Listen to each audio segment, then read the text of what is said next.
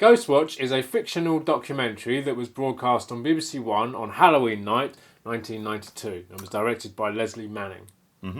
Yeah, it's obviously a TV. Well, it's a feature-length TV thing. Not a film. No, it's not a film technically. So I know we're supposed to do films, but we did Threads in the past, which again was sort of a drama, feature-length drama for TV.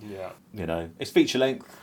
It's an so hour and it gets half. in. Yeah, it gets in there. Yeah. And it's great. It was presented as a live show, which was fronted by Michael Parkinson, who at the time was a big name in sort of talk shows and things like that. A recognisable face on TV. It also had Sarah Green and Mike Smith and Craig Charles. Again, all recognisable faces from British TV at the time. So it was basically a sort of a studio-based production with a team out on location at this apparently haunted house, which was not a creepy mansion or an old castle. It was just a normal suburban house with a family of a mother and two young children who were experiencing sort of poltergeisty activity. And also in the studio there was like a parapsychologist, I think she was, played by Gillian Bevan, who again was who had been studying this family for several months and trying to help them and figure out what exactly was going on. It wasn't a secret that it wasn't real, but a lot of the public watching thought it was real because of the people involved and because they flashed up a phone number to call in, which was a real number they used to use on going live. Yeah, going live and other BBC TV shows. So everything pointed to it being real. So yeah, lots of people watched it, even though it was on at 9 p.m, which over here is the watershed where basically 9 p.m. it's adult programming. You shouldn't let your kids watch, but people they let their kids sit up and watch this terrifying program, which for maybe the first 45 minutes, nothing really happens. You see footage that's been filmed previously of things being thrown around the kids' bedroom. And stuff like that, and it is creepy. And then we hear a recording that apparently is from the eldest child, a voice coming from her that sounds like an old man saying weird stuff. But apart from and it obviously is a bit sinister. And then there's possibly a figure in the background of the footage that's shown, and then it wasn't there, and then it is there, and then, and because obviously this is in the days before you could rewind live TV. People were looking at, I can see something, and then they would show it again, and it wasn't there, and it leaves the viewer thinking, did I see something? Did I not see something? And it basically sort of built the tension up until things do start to happen in this house. And the whole country went nuts. They all fell for it. Hook, line, and sinker. There's 20,000 calls to this number of people absolutely terrified. It almost like War of the Worlds, like the Orson Welles. I mean that's the thing. That's kind of I think that was one of the inspirations for it was the War of the Worlds. So Orson Welles in 1930s. I'm not entirely sure what year that was. I think it was the 30s. 38, I think. Something. Was it? Okay. Yeah. So of course he did this famous radio show and he presents War of the Worlds in Orson Welles' voice, and everyone they switch on because they don't maybe hear the beginning of it. They switch on halfway through and they think aliens are taking over the world. And you can kind of see it happening. Maybe not so much nowadays with the internet. It's a little different. I was thinking while watching this, obviously they mention so people come into it like who this ghost might be, and someone phones up having been neighbours to the house or something, and there being this person that committed suicide in the house. Of course, nowadays you just be able to pop onto Wikipedia, type that in, and go, well, that person never existed. So it's probably much harder to do these. But there'd be all sorts nowadays. Of hashtags on Twitter, wouldn't there? That would be trending like it's fake or exactly. So this, what's great about this is this came out of a time before the internet, and that we. Lovely remember, but and that's why this works, because the country didn't have the internet, they didn't have something they could go to. No. It was what you were shown on TV was all you were shown. And you couldn't. The only way you could get away with it was to turn off your TV, which clearly no one did, and then were frightened and terrified by it. It's so good. It's so good. This. You saw it when it was. I did. Yeah. I'm sure I kind of knew that it wasn't real. but it was so realistic because it was Parkinson and because these were real presenters. They weren't actors. Obviously, Craig Charles, probably most famous for Red Dwarf. Yeah. So yeah, he's an actor. But I mean, today, he's on the radio as a presenter. He's known for being a bit of a joker. I mean, he's acting exactly how you would expect the real Craig Charles to be. He's kind of sending up these kind of ghostly things that are going on, and no one quite believes it. And in fact, it's quite interesting watching it back now. So I don't think I watched it when it first came on. Right. I don't have that. I think it's one of those things, a bit like Threads and the moon landing and things like that. It's one of those things that if you see it, you remember seeing it. Yeah. But I don't remember seeing it. So I think I saw it afterwards. I mean, they didn't broadcast it again. No, so I'm not sure when I saw it, but I definitely saw it before. I'd seen it before, definitely. Yeah. So maybe I did see it. I don't remember. What's interesting about it is watching it now. It's quite hammy at the start. It's a bit hammy, and you can kind of you watch it and you think, how on earth did anyone fall for this? But then it gets really sinister, and it's done really well. And when it gets scary, it is scary. It still and works. It's still. Yeah. I mean, then I was watching it. I was like, oh, okay, I see how this can be scary. Yeah. Because there's. I mean, also it's quite it's a very traumatic subject matter. A lot of it when you find out who this ghost is, and it's kind of they bring in kind of child molestation into it, and all these quite nasty things. And there's a scene where, and I think I haven't seen it, I haven't read about it in I've obviously since there's a TED talk with the writer Stephen Volk, is that his name? He does this TED talk, so he talks about the whole process behind writing it and filming it and all that kind of stuff. But at no time did they mention this, although there's a scene where the child has been like scratched her face, which is very Exorcist. I mean, there's lots of things. I mean, so the premise of this is there's a famous case in this country, the Enfield haunting, which I think is that up north, which is basically this. It's basically a family. It's a mother and two daughters. And there's a famous photograph, which is floating above the bed. And maybe I'll chuck it over here so you'll know what we're talking about.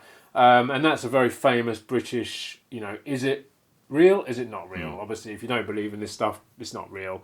But then this stuff that's kind of you read into these things, and it's like, well, that's quite interesting. So that's basically the premise for this. And then there was also, Stephen Volk wanted to write. He wanted to write a 6-part series. I think either each episode was going to be about. I think it was about this one family, and then each episode was finding a little bit more about it, and then the 6th episode was going to be like a live broadcast. Right. And the BBC, the producer at the time, Ruth Baumgarten, had said that. I think they said they didn't want to do the whole 6 episodes. They'd rather do one, and at that he thought, okay, well, let's do the last episode. Let's do this live broadcast, and that's kind of where the idea came from. I mean, the Enfield thing's been turned into. Didn't one of the there's a famous there's American series of films. Is it like Annabelle or one of those types of films have done an Enfield? They set one of their films in the Enfield house or something like that. Conjuring? Conjuring mentioned it, I think. I can't remember. They set it over here, and I don't remember. But one of those films is basically. I mean, there was a drama about it. I don't know, 2 or 3 years ago, I think. Oh, okay. I can't remember who starred in it, but that was quite good. Okay, right. And and again, that sort of examined whether it was real or fake. Yeah. So I mean, I think so in if you knew about that was kind of on your mind while watching this. It was very similar to that. The events in this are very similar to the events in that. It's scary. We know the supernatural is scary, whether you believe it or not. It's always an eerie thing. Yeah. And I was watching this, and I was knowing it wasn't real. I was freaking out. It still is effective. They sort of nicknamed the ghost Pipes because he bangs on the it's like a banging sound on the pipes in the house. Yeah, and that is like a sort of awesome ghost name. Just immediately makes you scared. And then there's like the what do they call it? The glory hole, which is I know. Maybe not. I know it's like the best name. I did hear that and I thought, did they just say? I just ran it back. It's basically the basement. I think the mother gets trapped in there while she's looking for something, and then she, it's pitch black, and she can't open the door. It's jammed, and then she can feel somebody in there with her, breathing on her neck. So they nail it shut. Yeah, and that's that's immediately creepy, and Yeah. then there's like cat noises of cats, God, yeah. and it's all just it just by the end it does obviously it gets a little bit ridiculous, and you have to wonder how people still thought that was real. Because it would be on the news if these events had happened. And the BBC wouldn't just go, right, let's go to the next programme. They would be like, I think they, I think there was a thing, there was like an item a few minutes after this that they did something which is like, don't worry, we're all okay, the BBC studio is all fine. Because at the end of it, you get this kind of like this wind coming through the studio and things actually start so there's some cups they had that I think were either to do with the house that they had in the studio, and they like start falling over in the background, and there's lots of like things going on, and even Parky gets in on the act, and it's all quite strange, and it does start to kind of, I think had you been watching it, I don't know, but people fell for it, and a lot of people were affected by this. And there are people that obviously, we've mentioned things before. We've done ghost films. Obviously we did The Changeling a few weeks ago, and whether you believe it or not, it's creepy. It's that unknown, and these films are always, they are creepy, and that. Is it real? Is it not real? Which obviously in those days you could get away with that a little bit more than you can now. And I think and what's great about Britain is. We have a great tradition of ghost stories. I mean, another thing is obviously, the Enfield ghost was a kind of inspiration for this idea, but also so that I know the writer was talking about. So one thing we used to do over here, the BBC used to do during Christmas. They had these ghost stories they used to do at Christmas, and in fact, I think you can get a lot of them on a box set, and there's some really really great ones. In that, and then there was the Stone Tape, which was an amazing show from the 80s by Nigel Neal, who wrote the Quatermass Experiment, and that was I've not seen it actually personally. I think you can get it on DVD, and the BFI put it out. But that's another one that I think is set in and you'll have to tell me if I'm wrong, but I think it's set in a haunted house, and they use they're using technology like recording sounds, and they hear ghostly voices on that, and that I think a lot of people found that very scary. I think that was an voices on inspiration. Tapes. It's never for good. people that weren't there. It was like, that's it's not good that one, is it? No, in fact that came up in The Changing, didn't it? There was a scene like that in that. Yeah, I mean things like that, and again using technology. I mean obviously and that's what's great about Ghostwatch is they used, they have like an infrared camera. So everything they use was available at that time. They're not faking anything. No. Obviously they're faking it because it's not real, but they're not, you've got cameras around the house, and then obviously you've got a camera crew in there.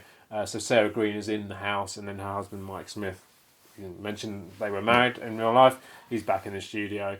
So again, it feels realistic. And I think the other thing, at that time, we weren't really used to reality TV. No, this was long before Big Brother and all that sort of thing. We just weren't, obviously the documentaries, that talked about real people and things like that, but there was nothing really, we just weren't familiar with that sort of thing. No. Which made it all the more believable, because why would that be fake? I mean, you probably, there's so many of these reality shows now that are all, completely staged and fake and everything, but people completely buy into them. But at the time, it just was a kind of new concept. Completely. I mean, I did read that.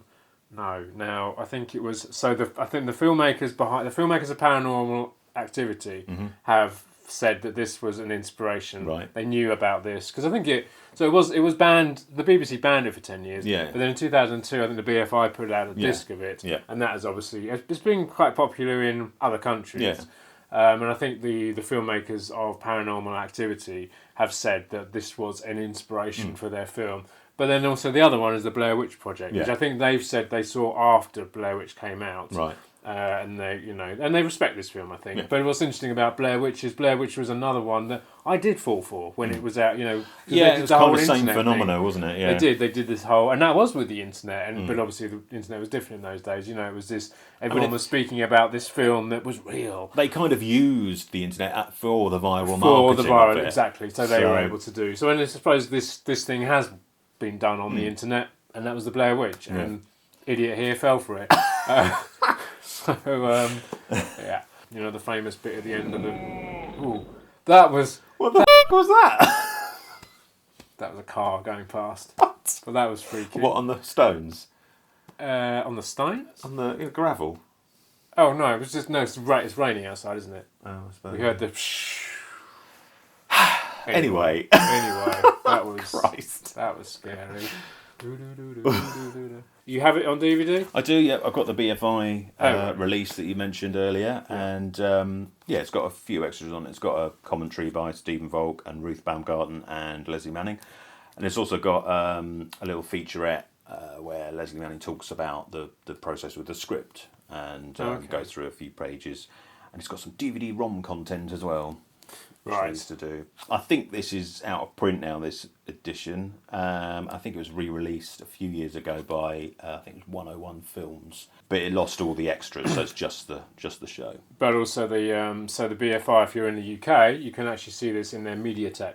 Oh, there you so go. if you go up to the BFI on the South Bank in London, they have this thing called Mediatek, which is basically they have a lot of their archive material that you can access live. You can't access it online. Right. Obviously, the BFI have an online TV service now, but I don't think it's not available on that. You actually have to go into the cinema. You have to sit there and watch it. You have to sit there. There's got a glass wall, and there's all these people watching TV, and you can watch them watching. It's weird. I've never watched. There's a couple of things I'd like to go in and see because they've got things that I'd like to watch. So you've got to stand there for an hour and a half and watch it. Well, you seats, comfortable seats, headphones and stuff. Oh, I see. Okay. Monitors. And so you've got your own sort of personal little TV little in front of booth. you. Yeah, right, okay. yeah. But it's like a glass wall between you and the rest of the public, so everyone can see you watching stuff. Right. If you're watching this, you'll be like that, maybe, or not, because there's you're not in a dark room by yourself. No. So, and we haven't actually mentioned we did mention the documentary, didn't we? We didn't mention the making of. We mentioned it together before we started filming, but we haven't mentioned it for this. Yeah, so all Behind the Curtain. Behind the Curtain, yeah.